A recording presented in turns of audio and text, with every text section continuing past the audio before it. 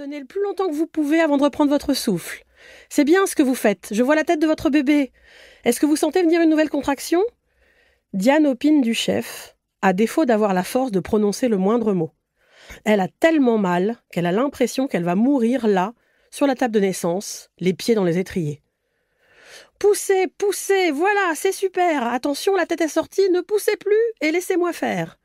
Il faudrait savoir, ne peut s'empêcher de penser Diane. Après avoir expulsé une tête de la taille d'une pastèque, elle se sent incroyablement mieux. « C'est une magnifique petite fille !» lui annonce Marie-Agnès alors que le bébé pousse ses premiers cris. « Une fille !» sanglote aussitôt Diane. « Oh, qu'elle est belle !» ajoute-t-elle en découvrant la petite frimousse du bébé que Marie-Agnès lui pose sur le sein. « Vous avez fait du bon travail. Je vais chercher l'heureux papa. » Vincent ne parvient pas à quitter sa fille du regard. Elle est si belle.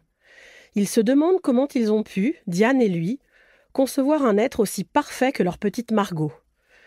Il lève des yeux pleins de gratitude vers sa femme et se dit qu'elle pourra exiger de lui tout et n'importe quoi après ça.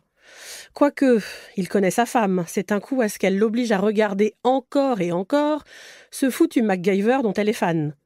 Franchement, il n'y a pas de quoi se pavaner. Lui aussi serait tout à fait capable de s'évader d'une prison avec un bout de ficelle et une bougie. Simple question d'entraînement. La sage-femme revient vers eux, après leur avoir laissé un moment d'intimité. « Madame Carpentier, vous n'avez pas fait d'échographie pendant votre grossesse ?»« Non, j'ai lu des tas d'articles sur les ondes des appareils et leurs dangers pour le bébé. Et comme nous ne voulions pas connaître le sexe de l'enfant, ça ne nous a pas paru indispensable. Pourquoi il y a un problème ? Non, pas exactement, mais disons que d'ici peu, vous allez de nouveau ressentir des contractions pour donner naissance à votre second bébé. Vous attendiez des jumeaux. Des jumeaux ? 2 bébés ? Mais comment est-ce possible ? Diane, paniquée, se tourne vers son mari qui n'emmène pas large non plus. Elle a à peine le temps de s'appesantir sur cette nouvelle que la douleur d'une contraction la fait grimacer. « Monsieur Carpentier, je vais vous demander de ressortir. »« Non, je veux rester auprès de ma femme et pouvoir la soutenir cette fois, » répond Vincent d'un ton empreint d'une sérénité qu'il est très loin d'éprouver. « Je vous préviens que si vous tournez de l'œil, je ne serai pas disponible pour m'occuper de vous. Mais je ne vais pas tourner de l'œil, je suis un homme. Prends ça, MacGyver. » 10 minutes plus tard, Vincent est blanc comme un linge, mais blanc comme un homme, debout. Enfin, légèrement appuyé sur sa femme. Diane, elle, tente de se concentrer sur l'expulsion d'un second être humain par la ruelle qui, entre-temps, hélas, n'a pas trouvé judicieux de se transformer en avenue. Inspirez, poussez. Encore, c'est très bien. Une fois la contraction passée, vous inspirez et on y retourne. On, se dit Diane, c'est qui on ? Parce que dans cette pièce, elle ne voit pas beaucoup de on qui s'active. Vincent est pâle comme la mort, et si Marie-Agnès trifouille allait savoir quoi à l'intérieur de son vagin, elle est assise tranquillement sur un tabouret, elle. Quand elle sent venir une nouvelle contraction, elle jette toutes ses forces dans la bataille. Si ça ne suffit pas, tant pis. Faudra venir chercher le bébé à l'intérieur. Avec une ventouse en plastique, 2 cuillères, une pince à escargot, peu importe, elle n'ira pas plus loin. Mais c'est une seconde petite fille, s'exclame Marie-Agnès, tout aussi vigoureuse que la première. Félicitations, Madame Carpentier. Et moi, on ne me félicite pas, ne peut s'empêcher de penser Vincent, vexé de se voir éjecté du tableau.